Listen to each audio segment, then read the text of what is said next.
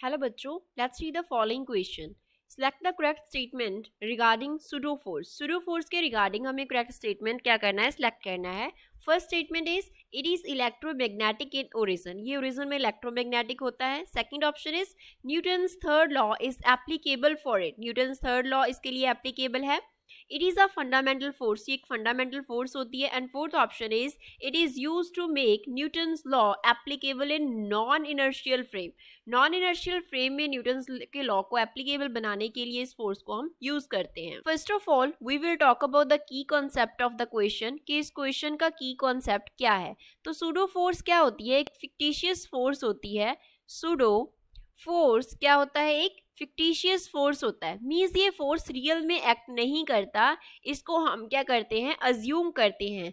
ये force appear कब होता है? This force appears on the mass किसी भी मास पे कब लगता है? जब हम उसका जो मोशन है when appears on mass when motion of mass is defined. जब हम motion of mass को define करते हैं, motion of mass is defined in non inertial frame of reference.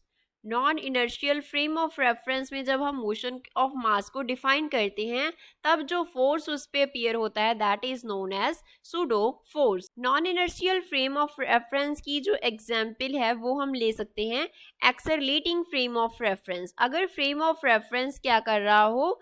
Accelerate कर रहा, तो ऐसा frame of reference non inertial frame of reference होता है. तो वन बाय वन सारे ऑप्शंस को देखते हैं. फर्स्ट ऑप्शन में बोल रहे हैं that pseudo force is electromagnetic in nature. तो इलेक्ट्रोमैग्नेटिक फोर्सेस कौन सी होती हैं? जिनका जो चार्ज है वो ओरिजिन होता है. इनका जो ओरिजिन है वो चार्ज होता है. बट अगर हम सूडो फोर्सेस की बात करें तो सूडो फोर्सेस क्या हैं?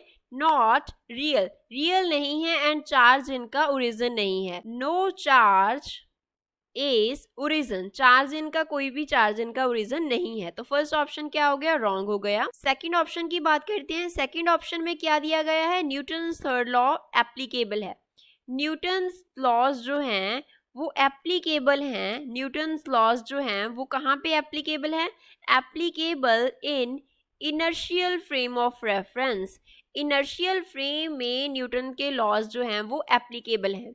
बट जो सूडो फोर्स है वो कहाँ पे एक्ट करता है? Pseudo force acts in non inertial frame. Non inertial frame में एक्ट करता है तो न्यूटन्स लॉ जो है वो वहाँ पे एप्लीकेबल नहीं होगा. तो सूडो फोर्स पे न्यूटन्स थर्ड लॉ एप्लीकेबल नहीं होगा. Third option says that it is a fundamental force.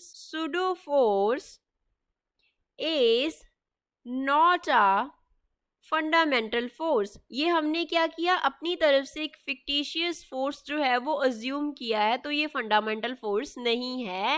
It is an assumed force. हमने अपनी तरफ से एक अज्यूम किया है कि फोर्स जो है वो एक्ट कर रहा है. एक फिक्टिशियस फोर्स है जो कि रियल में एग्जिस्ट नहीं करता. फोर्थ ऑप्शन क्या है? न्यूटन्स के लॉ को एप्लीकेबल बनाने के लिए नॉन इनर्शियल फ्रेम में इसको यूज किया जाता है. तो it is used in non-inertial frame. non-inertial frame में इसको यूज करते हैं so that हम जो लॉज ने उनको क्या बना सकें? एप्लीकेबल बना सकें. तो फोर्थ ऑप्शन क्या हो गया? Correct option. I hope you understood it well. Thanks.